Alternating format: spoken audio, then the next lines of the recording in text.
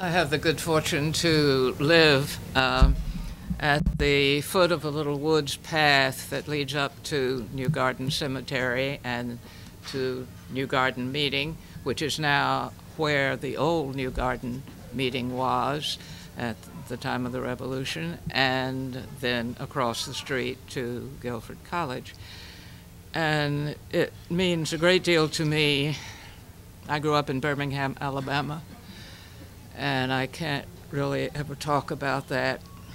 But I know that in that little stretch of woods that I walked by every day when I taught at Guilford College, and that now I walk by constantly, that's where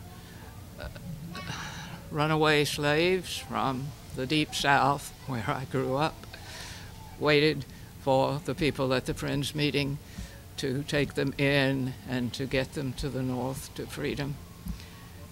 It's also where I judge by, particularly the dated whiskey bottles, it was also a path where the people during the Depression, the hobos, and also every now and then there are homeless people that are camping out in that woods. It means a great deal to me to be there. So that's holy ground for me. There's a picture of me here. The newspaper asked me for an interview, and they said, we'd like you to appear wherever is the holy spot of your inspiration. And that is me singing in New Garden Cemetery, which is the holy place for me. When I started writing in my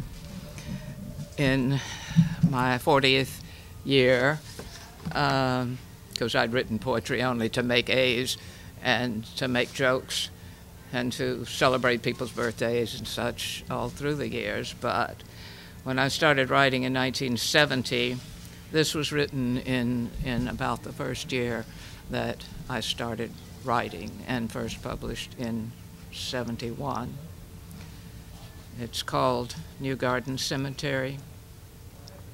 Where gravel lies between the stones to keep the weeds away, the weeds come up, tall and immaculate, the yellow dandelions whose gray age banners the secret of perenniality. When I have tired of rooting and uprooting greenery, I climb the path, ancient and budding still, between the subdivision and the graveyard that beds Cornwallis troops alongside greens. Now their revolution done, year by year above them pass the revolution of the grass, the revolution of the sun. The quiet folk who laid them there themselves lay down among them one by one, where now the crumbling markers range across the field. This fertile mingling of their bones, the men of conscience and the men of war, brought forth these peaceful conflicts that divide our land, where pacifist and rebel share a revolution of new scope, a new revolt of rising hope, a new revolt against despair. For even here, where revolution ends, weeds still crack the road bed, and I stoop to pull a stubbornly rooted thorn bush up. We tend our gardens, and our conscience is uncertain of the season. Have we reached the turning point or the point of no return?